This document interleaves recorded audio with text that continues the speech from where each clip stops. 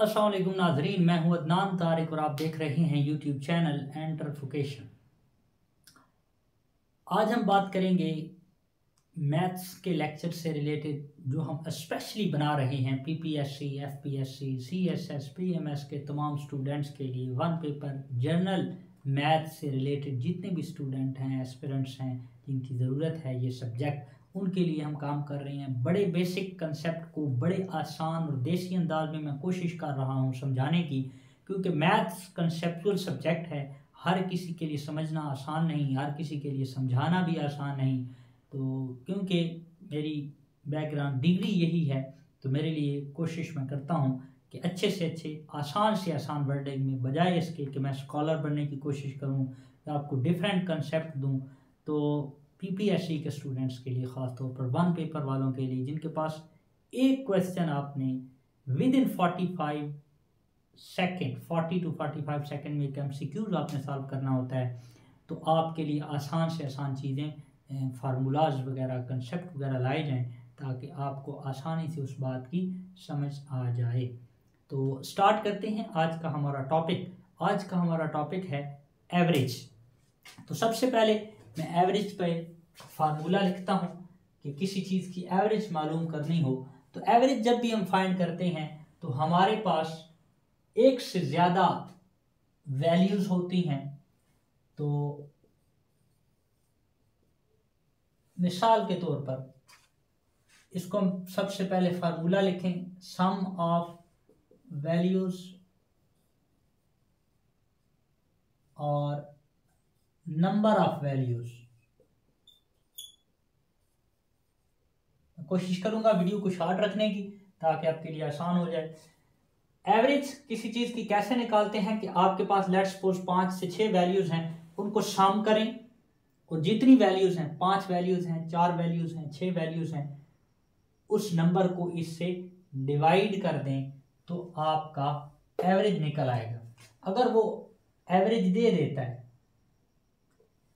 और number of values दे देता है, पूछता है सम ऑफ वैल्यूज़, तो आप क्या करेंगे, इसको इधर लेके आए, एवरेज और नंबर ऑफ वैल्यूज़ को मल्टीप्लाई करें तो यहाँ आपका सम आ जाएगा बड़ी आसानी से।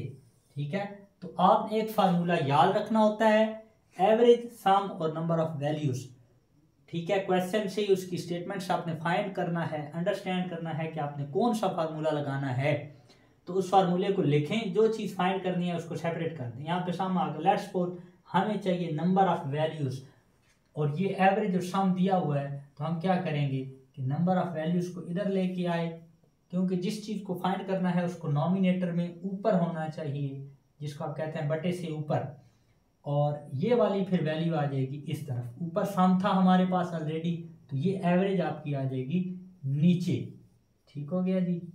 तो ये इस तरह से आप इसके नंबर ऑफ वैल्यूज़ भी फाइंड कर सकते हैं। एक बड़ी इम्पॉर्टेंट एग्जांपल अब मैं आपके साथ शेयर करता हूँ और उसमें बड़ी कंसेप्चुअल चीज़ें भी होंगी, सिंपल क्वेश्चन भी आ जाएंगी, यानी क्वेश्चन के अंदर क्वेश्चन आ जाएंगे और आपके कंसेप्ट बहुत अच्छे हो जाएंगे, तगड़े हो जाएंगे, और एवरेज का इंशाल्लाह क्वेश्चन इसके बाद आपका गलत नहीं होगा। तो आइए हम देखते हैं एग्जाम्पल। ये है हमारे पास फार्मूला एवरेज का, सम और नीचे नंबर ऑफ वैल्यूज़, ऊपर सम ऑफ वैल्यूज़ और एवरेज। अच्छा, क्वेश्चन बड़ा इंपॉर्टेंट है, ज़रा समझिएगा इसकी स्टेटमेंट। एक बार मैं इसको शो भी करवा दूंगा कि वो कहता है कि A, B, C, D and E का एवरेज एज 40 ईयर्स है।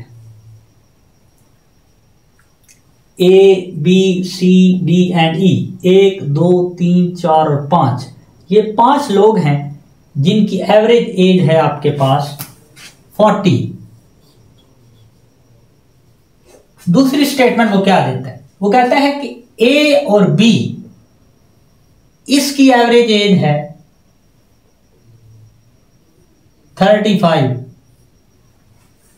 इसके बाद सी एंड डी, उसकी एवरेज एज है आपके पास 42। ए, बी, सी, डी एंड ई यानी सब की एवरेज एज आपके पास 40 है, यानी एवरेज यहां पे आएगा। A B C and D कितने लोग हैं? 5। Number of values 5। ठीक हो गया। हम इसको इसमें पुट करते हैं पहली स्टेटमेंट को। ये 3 स्टेटमेंट उसने दी हैं और उसने कहा है कि ई की एज आपने फाइंड करनी है। हमें दी हुई है, याद रखिए, एवरेज एज नहीं दी हुई। याद रखें, जब एवरेज आती है तो दोनों के सम को उसके नंबर से डिवाइड किया जाता है, तो दोनों की एवरेज आती है।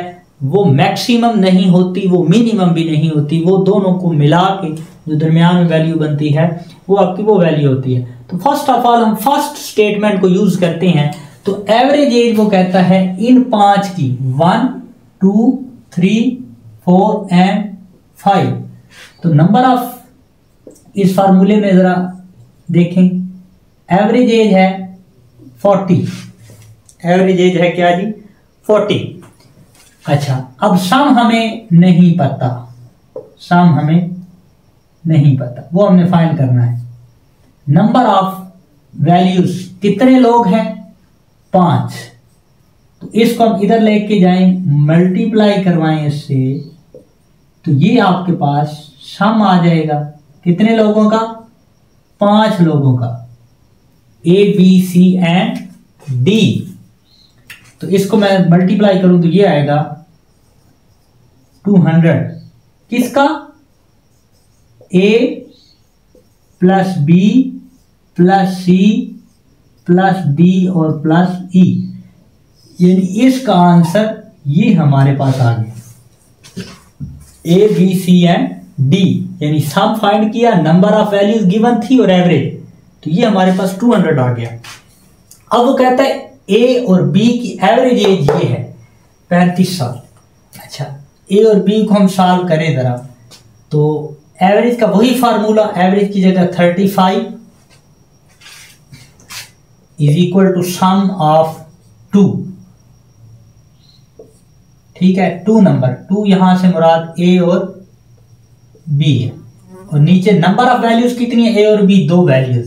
तो इसको इधर लेके आओ, 35 मल्टीप्लाई 2, तो ये आएगा आपके पास ए प्लस बी की वैल्यू आएगी 70। ए और बी प्लस की वैल्यू क्या आपके पास आई? 70। अच्छा, तीसरी स्टेटमेंट हमें दी हुई है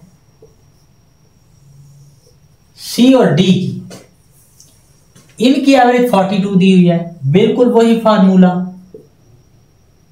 सम ऑफ 2। अब कौन से हैं? सी और डी। ये लिखने का अपना अपना स्टाइल होता है, आप सी प्लस डी लिखें, नो प्रॉब्लम। मैं आपको कोशिश कर रहा हूं समझाने की और शॉर्ट करने की।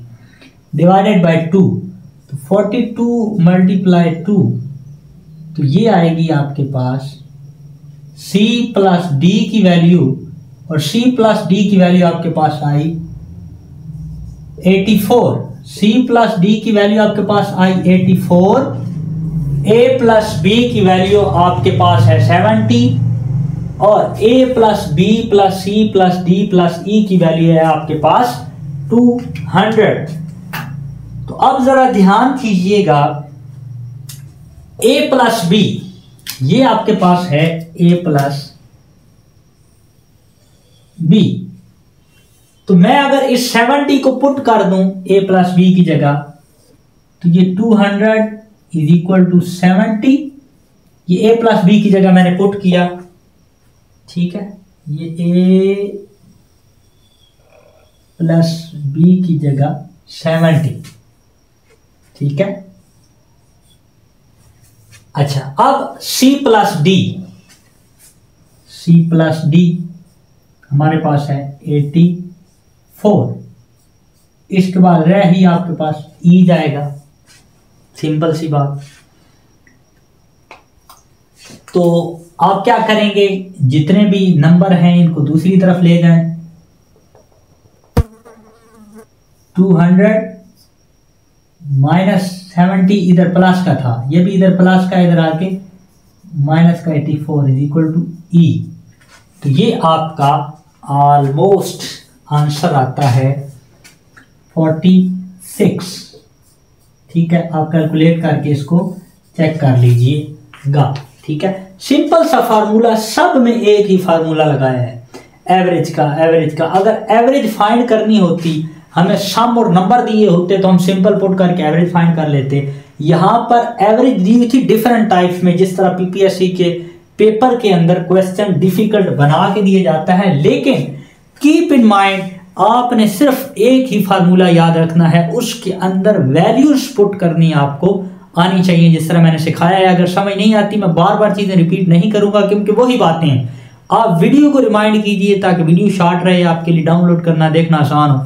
वीडियो को रिमाइंड कीजिए, पीछे से लेके आइए, दोबारा से देखिए, वही सिंपल सा कंसेप्ट है, एक ही फार्मूला है, उसी के अंदर ये तीनों वैल्यूज पुट करके सेपरेट फाइंड की। और ये हमें यहाँ पे नजर आ रहा था कि 5 उसने दी है, 5 में से 4 का उसने बता दिया है और 1 रह गई है, उसको हमने फाइंड करना है। और डेफिनेटली ऐसा ही होता है कि एक ऐसी वैल्यू होती है फार्मूला के अंदर जिसकी वैल्यू फाइंड करनी होती है, बाकी डायरेक्टली या इनडायरेक्टली वैल्यूज आपको दी होती हैं, जैसे इनकी या इनकी एवरेज वैल्यू ये आपको दी हुई थी फार्मूले के हिसाब से। ठीक है, 2 अंडरस्टूड है ये नंबर ऑफ वैल्यूज। जब वैल्यूज बता दी गई है ए और बी, तो आप गिन सकते हैं कि 2 हैं, ये आप गिन सकते हैं 5 अंडरस्टूड है। एवरेज देनी जरूरी थी, वो उसने दे दी, तो 4 की एवरेज उसने आपको दे दी। 5वें की एवरेज आपने बड़ी आसानी से, 5वें की एज एक्चुअल आपने बड़े आराम से फाइंड कर ली। तो ये हमारा आज का टॉपिक था एवरेज पर। तो इंशाल्लाह इसी तरह एक आध और टॉपिक के साथ सिंपल वे में, बड़े आसान से, देसी से अंदाज में आपको इंशाल्लाह समझाने के लिए दोबारा कोशिश करेंगे। दोबारा एक नए लेक्चर के साथ तशरीफ लाएंगे, तो दोबारा आपके लिए इंशाल्लाह को अच्छा सा लेक्चर बनाएंगे। तो अगर आपको लगता है कि चैनल आपके लिए फ़ायदेमंद है, तो आपको पता है क्या करना है, दोस्तों के साथ भी इसको शेयर कीजिए ताकि दूसरों का भी फ़ायदा हो जाए। और पीपीएससी के लिए ये बहुत इम्पॉर्टेंट है। बाकी तमाम लेक्चर्स इस सीरीज़ के अंदर, मैथ सीरीज़ के अंदर जितने भी हैं, उन सब को देखिए। वो तमाम टॉपिक्स जो हैं बेसिक टॉपिक हैं जनरल मैथ के, जो आपको पीपीएससी, एफपीएससी, सीएसएस वगैरह की आपको तमाम सब्जेक्ट्स में, जनरल मैथ के सब्जेक्ट में बहुत ज़्यादा काम आएंगे। तो इंशाल्लाह मिलते हैं एक नई वीडियो के साथ, तब तक के लिए इजाज़त दीजिए। अल्लाह हाफिज़।